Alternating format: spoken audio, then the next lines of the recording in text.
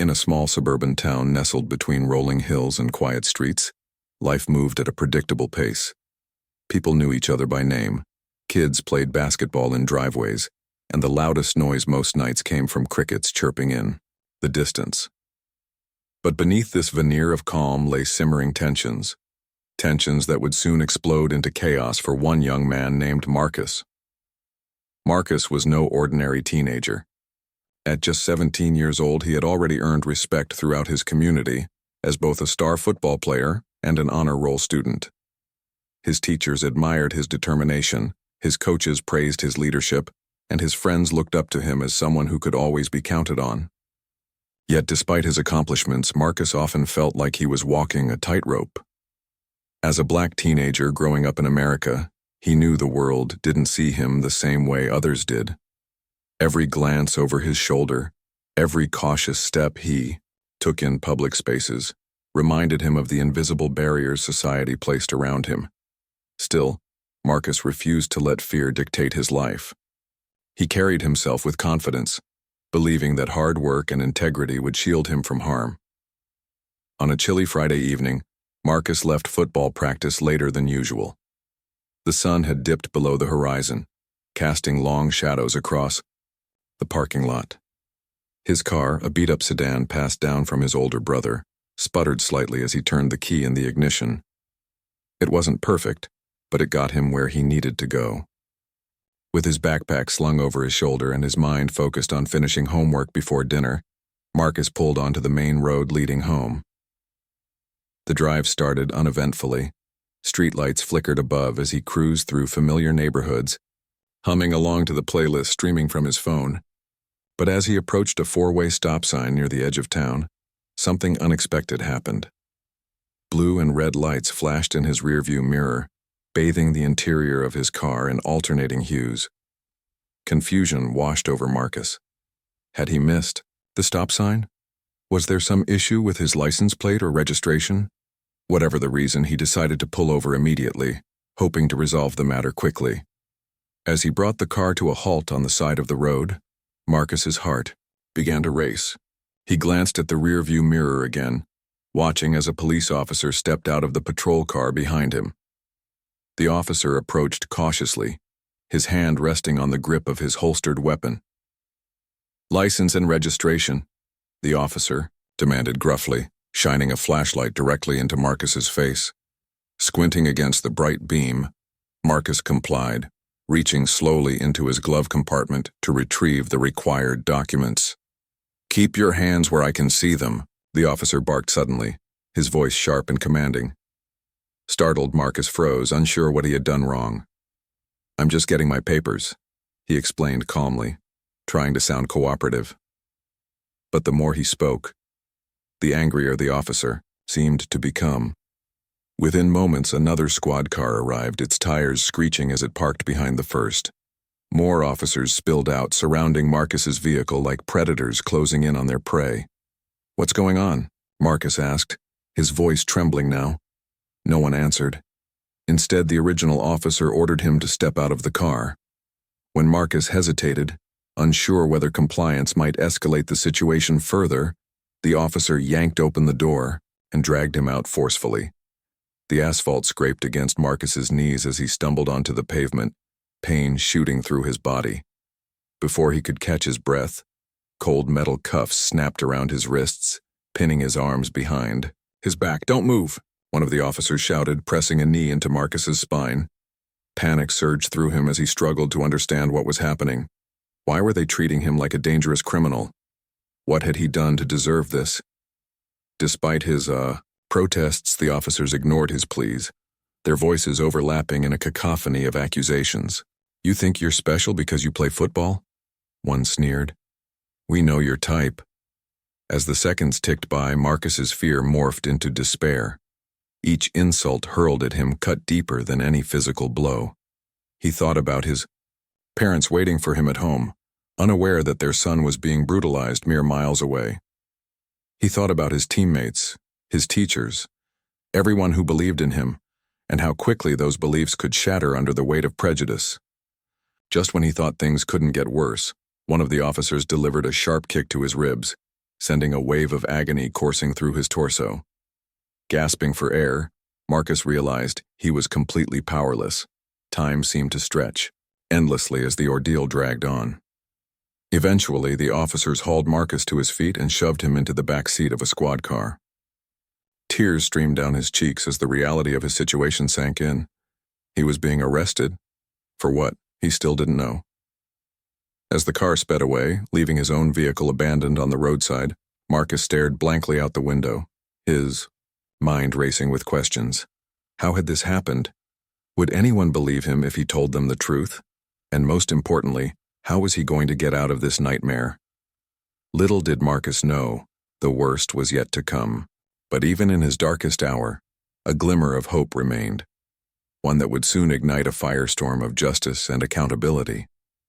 For now, though, all Marcus could do was endure, clinging to the faint possibility that someone, somewhere, would hear his story and fight for him. The squad car rumbled along the dark, deserted streets of the suburban town, its tires humming against the asphalt. Marcus sat hunched in the back seat, his hands still cuffed behind his back. The cold metal dug into his skin, but it was nothing compared to the weight pressing down on his chest. His mind raced with questions, fears, and fragments of memories from the brutal encounter that had just unfolded. Every bump in the road sent a fresh wave of pain through his body, reminding him of the kicks and punches he had endured. He tried to steady his breathing, but panic clawed at the edges of his thoughts. Where were they taking him? What would happen next? When the car finally screeched to a halt outside the local police station, Marcus felt a lump form in his throat. The officers yanked him out roughly, dragging him through the glass doors into a sterile, fluorescent-lit hallway. The air smelled faintly of disinfectant and old coffee, but beneath it lingered an oppressive sense of authority. Marcus's heart pounded as he was led past rows of desks and uniformed officers who barely glanced up from their work. To them, he was just another suspect, a faceless statistic in a system that rarely questioned itself. They pushed him into a small, windowless room with peeling paint and a single flickering light bulb overhead. A metal table stood in the center, bolted to the floor, surrounded by 2 chairs. One of the officers shoved Marcus onto the hard surface, forcing him to sit while they uncuffed one hand to attach it to a chain linked to the table. "Stay quiet," the officer growled before slamming the door shut. The sound echoed like a gunshot, leaving Marcus alone in suffocating silence. Minutes stretched into hours, or so it felt, as Marcus sat there, his free hand gripping the edge of the table. The room seemed to shrink around him, closing in until he could barely breathe. His ribs throbbed with every shallow inhale, and his head spun with exhaustion. He replayed the events of the night over and over in his mind, searching for answers. Why had they targeted him? Was it because of the color of his skin? Or was it something else entirely? No matter how many times he asked himself these questions, no clear explanation emerged. Only the gnawing certainty that this wasn't about justice. It was about power. Finally, after what felt like an eternity, the door creaked open again. An officer entered holding a clipboard and wearing a stern expression.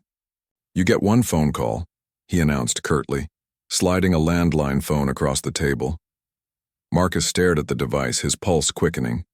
This was it, the lifeline he had been waiting for. But who should he call? His mother? His coach?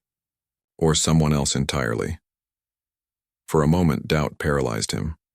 Would anyone believe him? Would anyone even care? Then clarity struck like lightning. There was only one person who could truly understand the gravity of the situation and who had the resources to make a difference. Marcus picked up the receiver with trembling fingers and dialed the number he knew by heart. On the third ring, a familiar voice answered. "Hello?" It was deep, calm, and commanding. The voice of Attorney General Robert Thompson, Marcus's father. "Dad," Marcus choked out, his voice cracking under the weight of emotion. Hearing his son's distress, Robert immediately switched into protective mode. "Marcus, what's wrong?" he asked sharply, his tone shifting from casual to urgent. Over the next few minutes, Marcus poured out everything that had happened. The traffic stop, the accusations, the beating, the arrest. Each word left his lips like a burden being lifted, but tears streamed down his face as he relived the trauma. "They're saying I did something wrong, Dad, but I swear I didn't." Marcus sobbed. "I don't know what to do." On the other end of the line, Robert listened intently, his jaw tightening with every detail. At first, disbelief washed over him. How could this happen to his own child? He had spent years fighting for justice as Attorney General, working tirelessly to hold law enforcement accountable. And yet, here was his son, a bright, promising young man, sitting in a jail cell, accused of crimes he hadn't committed. Anger began to boil inside him, bubbling over into resolve. "Listen to me, Marcus," Robert said firmly, his voice cutting through the chaos. "You stay strong. I'm coming for you. This isn't going to end here."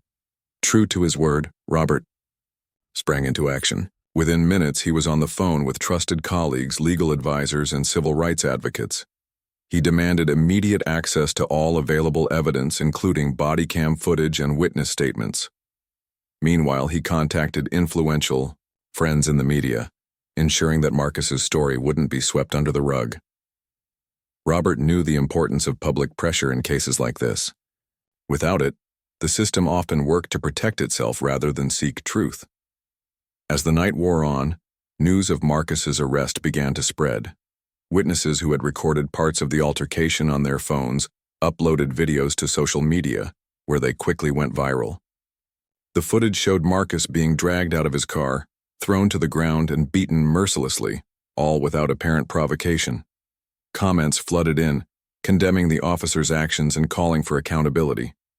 Hashtags like "Justice for Marcus" trended nationwide, sparking outrage and solidarity among communities tired of seeing Black lives treated as expendable.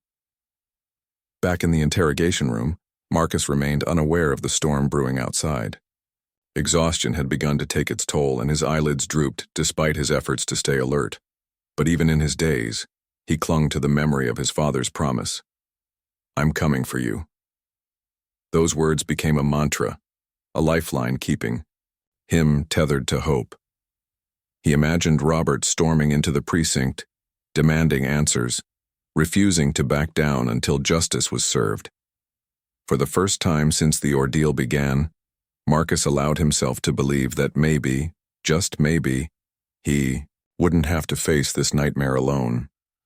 By dawn, the situation had escalated far beyond what anyone could have predicted. Protesters gathered outside the police station, their chants echoing through the streets. "No justice, no peace." Reporters set up cameras and microphones, eager to capture any development. Inside, tensions ran high as officials scrambled to contain the fallout. Word of Robert Thompson's involvement added fuel to the fire, putting immense pressure on law enforcement to act swiftly and transparently. Meanwhile, Marcus was finally moved from the interrogation room to a holding cell. The space was cramped and cold, with concrete walls and a steel bench that offered little comfort. Still, it was better than the isolation of the previous hours. Other detainees eyed him curiously, some offering sympathetic nods when they noticed his injuries. Marcus didn't speak much, too overwhelmed to engage. Instead, he curled up on the bench, wrapping his arms around himself for warmth. Despite the grim surroundings, a glimmer of optimism began to seep through. Earlier that morning, a judge granted bail based on Robert's intervention, allowing Marcus to leave custody temporarily. While the charges hadn't been dropped yet, this reprieve gave him a chance to regroup and prepare for the battle ahead. As he waited for his father to arrive, Marcus reflected on the whirlwind of events that had unfolded in less than 24 hours. He thought about the officers who had brutalized him, the witnesses who had captured the truth, and the thousands of strangers rallying to his side. Most of all, he thought about his father, his unwavering protector, his fiercest advocate. When Robert finally appeared, striding through the precinct with purpose, Marcus felt a surge of relief wash over him. For the first time since the ordeal began, he allowed himself to cry, not out of fear or despair, but out of gratitude. His father embraced him tightly, whispering words of reassurance. "We're going to fix this, Marcus," Robert said, his voice steady but filled with emotion. This isn't just about you anymore. It's about everyone who's ever been treated like you were last night. Together they walked out of the station, greeted by a sea of cameras and supporters. Flashbulbs popped, reporters shouted questions, and protesters cheered as Marcus stepped into the spotlight. Though the road ahead promised to be long and difficult, Marcus realized he wasn't walking it alone. With his father by his side, and an entire nation watching, he vowed to turn his pain into purpose. What had started as a routine drive home had transformed into a defining moment, not just for Marcus, but for countless others who saw themselves in his story. And though the scars, both visible and invisible, would remain, Marcus understood that healing wasn't about forgetting. It was about fighting for justice, fighting for change, and most importantly, fighting to ensure that no one else would ever endure what he had. The morning sun rose over the suburban town, casting golden light across the streets that had once seemed so peaceful. But today those same streets buzzed with energy. Tension crackled in the air like static electricity.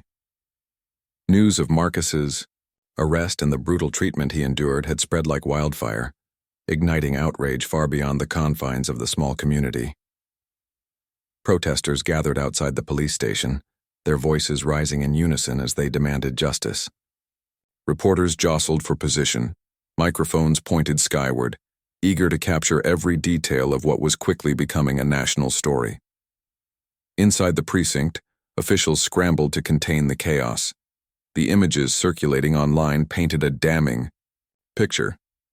Marcus being dragged from his car, beaten on the side of the road and handcuffed despite offering no resistance. Social media platforms exploded with reactions, hashtags like "Cost Justice for Marcus" trending not only locally but nationwide. Influential figures, from civil rights leaders to celebrities, weighed in, amplifying the call for accountability. Every post, every tweet, every share added fuel to the firestorm engulfing the town. Robert Thompson stood at the center of it all, his imposing presence commanding attention wherever he went. As Attorney General, he was no stranger to high-stakes battles, but this fight hit closer to home than any before. His son's ordeal wasn't just another case, it was personal, and Robert wasn't about to let anyone sweep it under the rug. With steely determination etched into his face, he marched into the police chief's office, flanked by a team of trusted advisors. The room felt heavy with anticipation as officers exchanged nervous glances, unsure how to handle the storm brewing in their midst. "Let's cut to the chase," Robert began, his voice low but laced with authority. "My son is innocent. You know it, I know it, and thanks to those videos, the whole world knows it. Now, you have two choices. Cooperate fully and transparently, or we'll take this matter straight to federal court." His words hung in the air like a challenge, daring anyone to test his resolve. The police chief shifted uncomfortably in his seat, sweat beading on his forehead. He knew Robert wasn't bluffing. The Attorney General had both the resources and the influence to make good on his threat. Behind the scenes, investigations intensified. Internal Affairs launched probes into the officers involved, reviewing body cam footage frame by frame. What they found painted a stark contrast to the official narrative. In one chilling clip, an officer could be heard shouting accusations at Marcus even before approaching the car. Another showed multiple officers pinning him to the ground while delivering blows that appeared entirely unprovoked. These discrepancies between the officers' statements and the visual evidence left little room for doubt. Excessive force had been used, and racial bias likely played a role. Meanwhile, Marcus tried to adjust to life outside the holding cell, though the trauma lingered. Bruises marred his arms and torso, serving as constant reminders of the violence he'd endured. Sleep eluded him. Nightmares replayed the events of that night, leaving him drenched in sweat and gasping for air. Despite this, Marcus refused to retreat into silence. Inspired by the outpouring of support from strangers across the country, he decided to use his voice. If sharing his story could prevent others from suffering the same fate, then enduring the pain would be worth it. A few days after his release, Marcus joined his father at a press conference held near the steps of the courthouse. Cameras flashed non-stop as father and son stood side by side, united in purpose. Robert addressed the crowd first, his tone measured yet impassioned. "What happened to my son is not an isolated incident," he declared. "It's part of a pattern, a system that too often criminalizes black and brown bodies simply for existing. We cannot stand idly by while this continues." When it was Marcus's turn to speak, he stepped forward hesitantly, gripping the edges of the podium for support. Hundreds of eyes bore into him, but instead of shrinking away, he drew strength from their solidarity. Taking a deep breath, he began to recount his experience. "I didn't do anything wrong," he said, his voice trembling slightly. "I was driving home from practice when they pulled me over. They accused me of things I hadn't done, treated me like I was dangerous, then they beat me, for no reason." Pausing to steady himself, he looked directly into the cameras. "This shouldn't happen to anyone. Not me, not you, not anybody. It has to stop." His words resonated deeply, striking a chord with countless viewers who saw echoes of their own struggles in his story. Parents hugged their children tighter, activists renewed their calls for reform, and lawmakers pledged to address systemic issues within law enforcement. For Marcus, standing there in the spotlight was terrifying, but also empowering.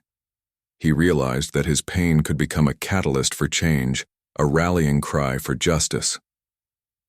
As public pressure mounted, authorities found themselves cornered. City officials convened emergency meetings, drafting statements promising transparency and accountability. Meanwhile, federal agencies took notice, opening their own investigations into potential civil rights violations. The officers involved were placed on administrative leave pending further review, a move that sparked mixed reactions. Some saw it as a step toward justice. Others argued it wasn't enough. Protesters continued to march, refusing to back down, until concrete action was taken. Amidst the whirlwind, Marcus leaned heavily on his family for support. His mother, Evelyn, became his rock, tending to his injuries and reminding him daily of his worth. "You are more than what they tried to make you," she whispered during quiet moments together. "Don't let them steal your joy." Her words carried weight, grounding him when despair threatened to creep in. Friends rallied around him too, visiting often to lift his spirits and offer encouragement. Even teammates showed up, presenting him with a signed football bearing the message, "Stay strong, Marcus. We've got your back." Despite the love surrounding him, Marcus struggled with feelings of anger and helplessness. Why had this happened to him? Would anything really change, or would the cycle continue unchecked? On particularly dark days, he questioned whether speaking out was worth the cost. But then he'd scroll through social media and see posts from people thanking him for sharing his truth. Strangers shared stories of their own encounters with police brutality, expressing gratitude that someone was finally shining a light on the issue. Those messages reminded Marcus why he couldn't stay silent, even if it meant reliving the nightmare again and again. Back in the legal arena, Robert worked tirelessly to ensure accountability. He filed lawsuits not only against the officers involved but also against the department itself, alleging systemic failures that enabled such misconduct. Civil rights organizations joined the effort, providing expertise and resources to bolster the case. Together, they sought not just compensation for Marcus, but also policy changes aimed at preventing similar incidents in the future. Mandatory de-escalation training, independent oversight boards, and stricter consequences for misconduct topped the list of proposed reforms. Public sentiment played a crucial role in keeping the momentum alive. Documentaries highlighting Marcus's story aired on major networks, reaching audiences far beyond the initial protests. Talk show hosts invited experts to discuss the broader implications of racial profiling and police brutality. Schools incorporated discussions of the case into curriculums, encouraging students to think critically about systemic inequality. Slowly but surely, the conversation evolved from outrage to action. For Marcus, watching these developments unfold brought a mix of emotions. Pride swelled in his chest knowing that his bravery had sparked meaningful dialogue. Yet frustration simmered beneath the surface, a reminder that progress often came at a glacial pace. He attended rallies, gave interviews, and collaborated with advocacy groups pouring his energy into creating lasting change. Each appearance chipped away at the fear that had gripped him initially, replacing it with a growing sense of purpose. By the end of the month, tangible results began to emerge. The officers implicated in Marcus's arrest faced criminal charges, marking a rare victory in cases of police misconduct. While skeptics pointed out that convictions remained uncertain, the mere fact that charges had been filed signaled a shift, a crack in the armor of impunity that had long shielded law enforcement from accountability. Civil lawsuits followed, seeking damages not only for Marcus but also aiming to implement sweeping reforms within the department.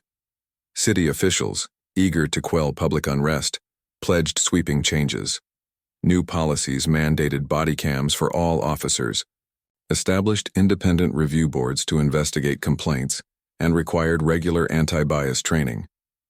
Though critics argued these measures fell short of addressing deeper structural issues, others hailed them as critical first steps toward rebuilding trust between law enforcement and marginalized communities. Through it all, Marcus remained steadfast, channeling his pain into advocacy work. He partnered with grassroots organizations dedicated to ending racial injustice, using his platform to amplify voices often overlooked. His father, inspired by his son's resilience, championed legislative efforts at the state and federal levels, pushing for laws that protected vulnerable populations from systemic abuse. Weeks turned into months, and the momentum surrounding Marcus's case showed no signs of slowing. The small suburban town that had once prided itself on its quiet charm now found itself at the epicenter of a national reckoning. News outlets continued to cover every twist and turn, dissecting courtroom proceedings, policy changes, and public reactions. For Marcus, life became a whirlwind of interviews, rallies, and advocacy work. He was no longer just a teenager recovering from trauma. He was a symbol, a face of resistance against systemic injustice. The trial against the officers involved in Marcus's arrest loomed large over everything else. Legal teams on both sides prepared meticulously, knowing the outcome would have far-reaching implications.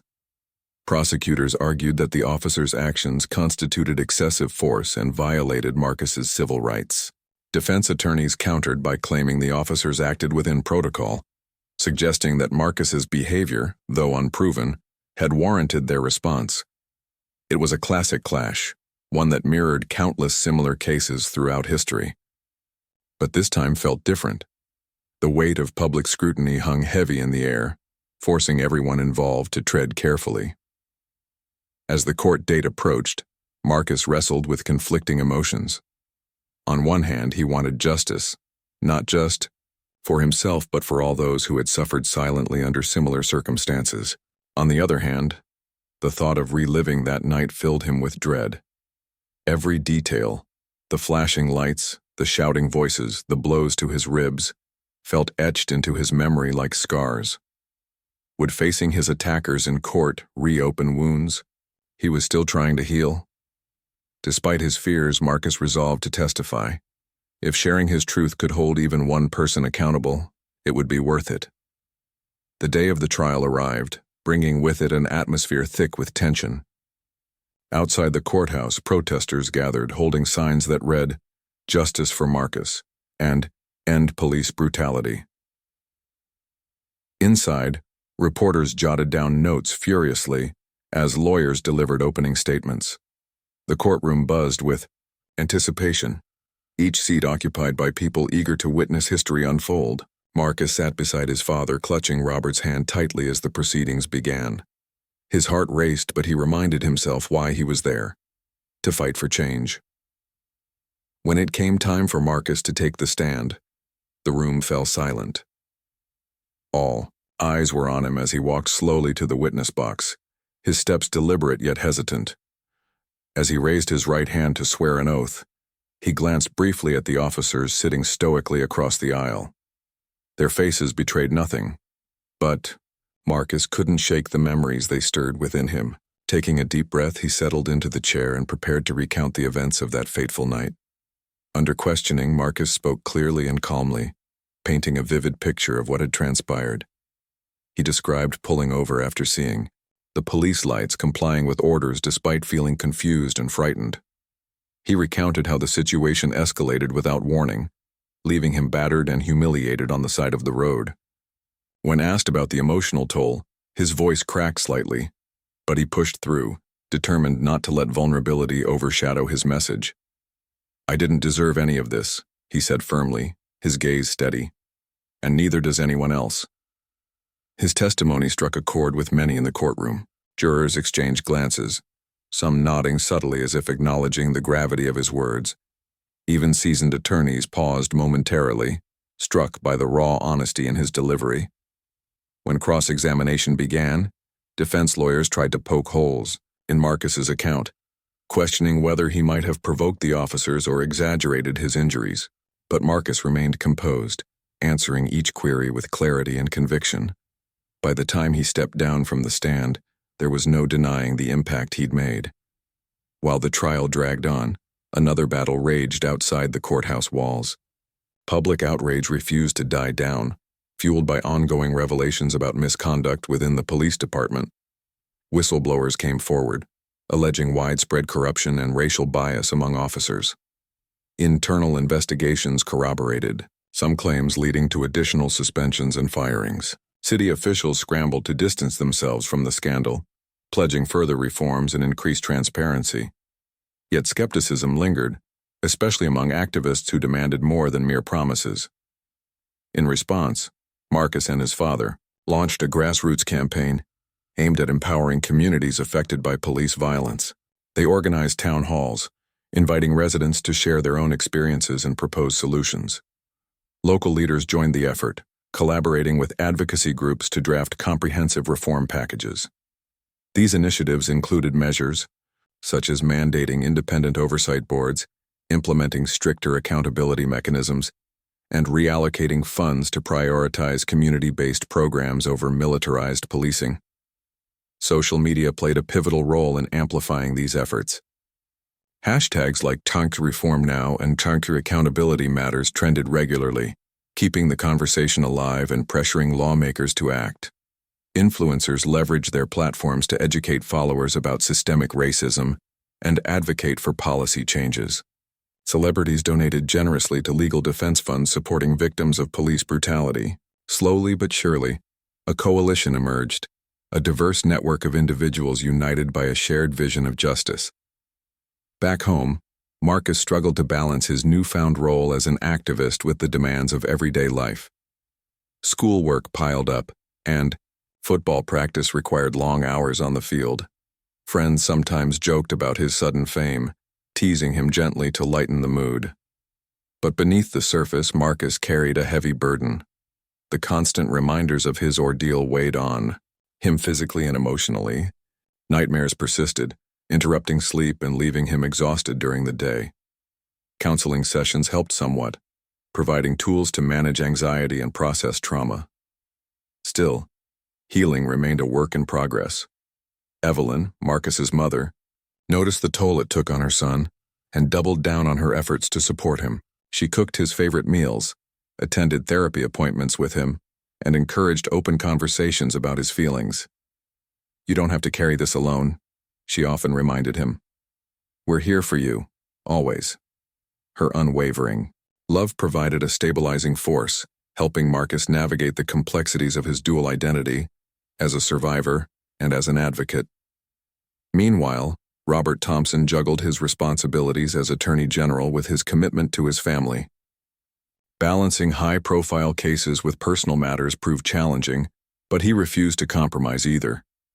He worked late nights drafting legislation, consulted with experts on best practices for reform, and testified before congressional committees advocating for federal intervention. At the same time, he prioritized quality moments with Marcus, ensuring his son never doubted his father's dedication. By the time the trial reached its conclusion, months had passed since the initial arrest. Tension crackled in the courtroom as the jury deliberated behind closed doors. Reporters camped outside, speculating endlessly about the verdict. Activists prayed for accountability, while skeptics braced for disappointment. Finally, after days of waiting, the foreperson stood to deliver the decision. Guilty. One by one, the charges stuck, sending shockwaves through the nation. Cheers erupted outside the courthouse as news spread rapidly, sparking celebrations nationwide. For Marcus, the verdict brought a mix of relief and reflection. Justice had been served, at least partially, but the scars remained. He knew the fight wasn't over. True change required sustained effort beyond individual victories. Still, he allowed himself a moment of triumph, savoring the knowledge that his courage had made a difference. That night, surrounded by loved ones, Marcus smiled, a genuine, hopeful smile, for the first time in months. Though challenges lay ahead, Marcus embraced his role as a catalyst for transformation. He continued speaking out, using his platform to amplify marginalized voices and push for systemic reform. His story inspired others to join the movement, creating a ripple effect of activism that extended far beyond his hometown. Together they proved that even in the face of adversity, hope could prevail. And though the journey toward equality remained long, Marcus's bravery lit a path forward, one step closer to a brighter future. The verdict echoed like a thunderclap, reverberating far beyond the confines of the courtroom. Guilty. For the first time in years, officers implicated in an act of police brutality faced consequences for their actions. The decision sent shockwaves through the nation, igniting celebrations and sparking renewed calls for accountability across law enforcement agencies. Protesters outside the courthouse erupted into cheers, chanting Marcus's name as tears streamed down their faces. Strangers hugged one another, united by a shared sense of vindication. Inside, Marcus sat quietly beside his father, overwhelmed by the weight of the moment. His hands trembled slightly, but his expression betrayed a flicker of peace, a quiet acknowledgement that justice, though imperfect, had finally been served. As news of the verdict spread, media outlets scrambled to capture reactions from every corner of society. Civil rights leaders hailed the ruling as a turning point, proof that collective action could challenge entrenched systems of oppression. Lawmakers cited it as evidence of the urgent need for reform, pledging to introduce sweeping legislation aimed at curbing police misconduct. Meanwhile, critics argued that the outcome was merely symbolic, a single victory in a much larger battle against systemic racism. Despite differing perspectives, one thing was clear. Marcus's case had become a catalyst for change, forcing America to confront uncomfortable truths about race, power, and privilege. In the days following the trial, life began to settle into a new rhythm for Marcus and his family. The constant spotlight dimmed slightly, giving them space to breathe and reflect on all they'd endured. Yet even as the immediate storm subsided, its effects lingered. Marcus woke each morning with a mix of emotions, gratitude for the support he'd received, pride in his resilience, and lingering pain from the trauma he couldn't fully shake. Counseling sessions helped him process his feelings, but healing wasn't linear. Some nights, memories of the beating haunted his dreams. Other times, flashes of anger surfaced unexpectedly. Still, Marcus refused to let bitterness consume him. Instead, he channeled his energy into advocacy work, determined to honor his experience by fighting for others who might not have a voice. His activism took many forms. He partnered with grassroots organizations focused on ending racial injustice, traveling to schools, churches, and community centers to share his story.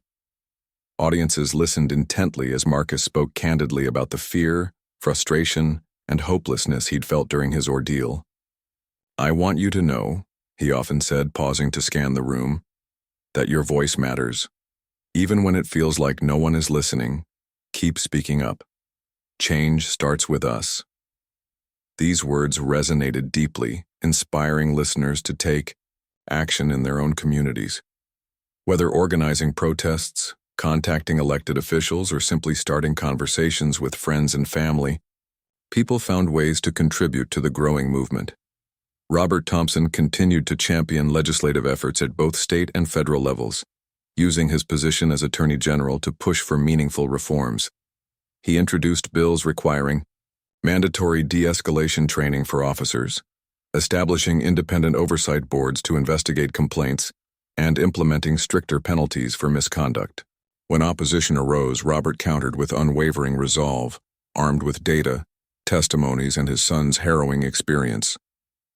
"This isn't just policy," he declared during debates on Capitol Hill. "It's about protecting lives, lives like my son's." His impassioned speeches galvanized allies, earning widespread bipartisan support for key initiatives. City officials, eager to restore public trust, followed suit by enacting sweeping changes within local law enforcement. New protocols mandated body cameras for all officers, ensuring transparency during interactions with civilians. Departments adopted implicit bias training programs designed to address underlying prejudices that contributed to discriminatory practices. Community policing strategies replaced outdated tactics, emphasizing collaboration over confrontation. While skeptics questioned whether these measures went far enough, most agreed they represented critical steps toward progress. For Marcus, seeing tangible results brought a sense of validation, but also urgency. True transformation required sustained effort, and he knew complacency could derail hard-won gains. To stay engaged, he joined national coalitions advocating for broader systemic reforms. Alongside fellow activists, he lobbied Congress, attended rallies, and participated in panel discussions exploring solutions to racial inequality. Each appearance reinforced his belief in the power of collective action. "We're stronger together," he frequently reminded audiences. "When we stand united, we can move mountains." Despite his growing prominence, Marcus remained grounded in humility. He understood that his platform came with a responsibility, not just to speak out but to listen. Whenever possible, he amplified voices from marginalized communities, ensuring those most affected by injustice weren't overshadowed. Social media became a tool for connection, allowing him to engage directly with supporters and amplify grassroots campaigns. Posts highlighting stories of resilience and resistance garnered thousands of likes, shares, and comments, creating digital networks of solidarity that transcended geographic boundaries. At home, Marcus leaned heavily on his family for strength. Evelyn, ever the pillar of support, encouraged her son to prioritize self-care amidst his busy schedule. She baked his favorite meals, organized movie nights to lift his spirits, and reminded him daily of his worth. "You are more than what happened to you," she'd say softly, brushing a strand of hair from his forehead. Friends rallied around him too, offering laughter, companionship, and reminders of normalcy. Football practice provided a brief escape, letting Marcus focus on something other than advocacy work, even if only for a few hours. Academically, Marcus excelled despite the distractions. Teachers marveled at his ability to balance rigorous coursework with extracurricular commitments, praising his determination and discipline. Classmates looked up to him, inspired by his courage and conviction. When asked how he managed it all, Marcus shrugged modestly. "I don't have a choice," he explained. "If I stop now, everything we've worked for falls apart. That's not an option." By senior year, Marcus's legacy extended far beyond his hometown. Documentaries chronicling his journey aired on major networks, reaching audiences worldwide. Talk shows invited him as a guest speaker, eager to hear firsthand accounts of resilience and resistance. Universities offered scholarships in recognition of his leadership, opening doors to opportunities he'd once only dreamed of. Through it all, Marcus stayed true to himself, refusing to let fame alter his core values. Fame wasn't the goal, it was a means to an end. As graduation approached, Marcus reflected on how far he'd come since that fateful night. What had started as a routine drive home had transformed into a defining chapter, not just for him but for countless others who saw themselves in his story. The scars, both visible and invisible, remained, serving as reminders of battles fought and lessons learned. Yet Marcus viewed them not as burdens but as badges of honor, testaments to his strength and perseverance. On commencement day, Marcus stood before his peers delivering a speech that encapsulated his journey. "Life doesn't always go according to plan," he began, his voice steady yet filled with emotion. "Sometimes it throws curveballs that knock you off your feet, but here's the thing. You get back up. You fight. And when you do, you realize you're never alone. There are people cheering you on, people willing to walk alongside you, people ready to help carry the load. Pausing to acknowledge his parents, teachers, teammates, and supporters, he added, "To anyone struggling right now, remember this. Your voice matters. Your story matters. Keep pushing forward, because change starts with you." The crowd erupted into applause, standing, to honor the young man who had turned personal tragedy into a beacon of hope. As Marcus accepted his diploma, he glanced skyward, silently thanking everyone who had supported him along the way. Tears welled in his eyes, but they weren't tears of sadness. They were tears of gratitude. Gratitude for second chances, for love, for resilience, and for the unwavering belief that even in darkness, light could break through. Looking ahead, Marcus envisioned a future where equality wasn't just an aspiration, but a reality. He planned to study political science in college, preparing himself to tackle systemic issues head-on. Armed with knowledge, experience, and unshakable determination, he vowed to continue the fight, not just for himself, but for generations to come. Because deep down, Marcus knew the struggle wasn't over. It likely never would be. But as long as there were people willing to stand up, speak out, and demand better, hope would endure. And so, Marcus stepped boldly into the next phase of his journey, carrying the lessons of his past while embracing the possibilities of tomorrow. His story served as a reminder that courage and perseverance could challenge even the most entrenched systems of oppression. Though scars remained, they told a tale of triumph, a testament to the enduring power of hope, unity, and the relentless pursuit of justice.